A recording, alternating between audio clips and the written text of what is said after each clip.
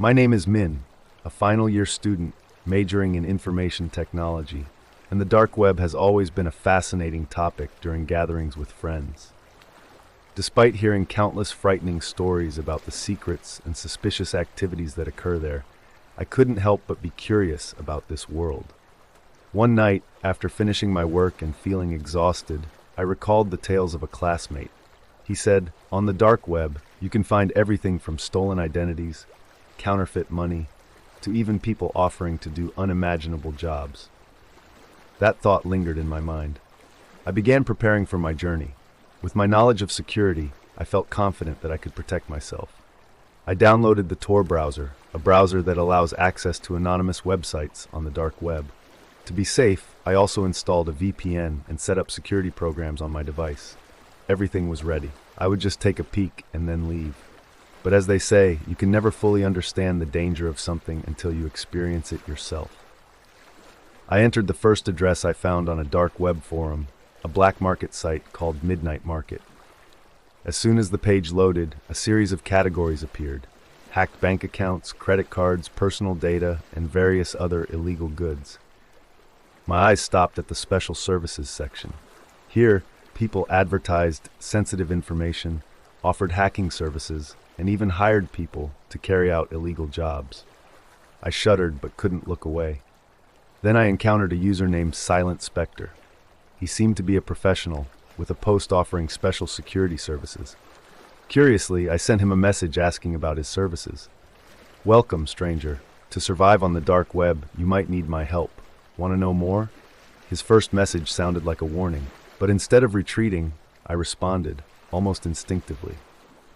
Silent Spectre began to share with me the dark corners of the dark web I had never imagined. Every word he spoke was filled with mystery and seemed to contain a warning. He talked about horrific transactions occurring every day, from human trafficking to identity theft. He even mentioned a mysterious organization that appeared to control part of the dark web and was ready to deal with anyone who dared to challenge them. Each time I asked more about them, he would evade or give vague answers.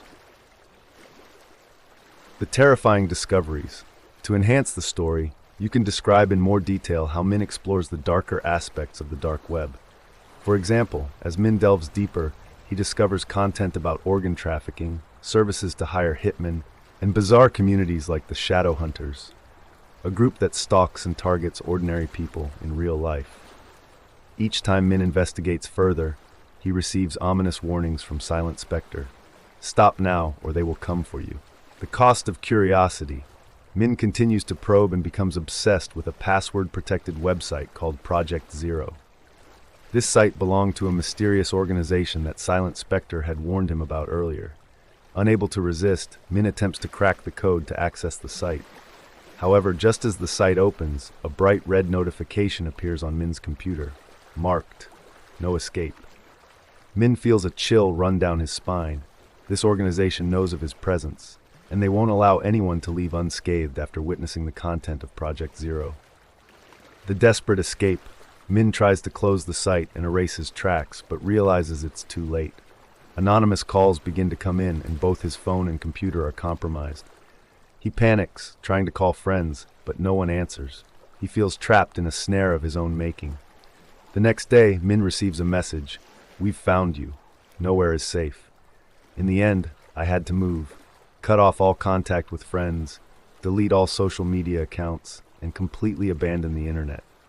Each day, I lived in fear, feeling that someone was always watching. The dark web left me not only with an obsession, but also with a punishment for my overwhelming curiosity. I wondered if I could ever return to a normal life. Yet, every time I heard my phone ring, I would jump. I had crossed a line that I could never come back from.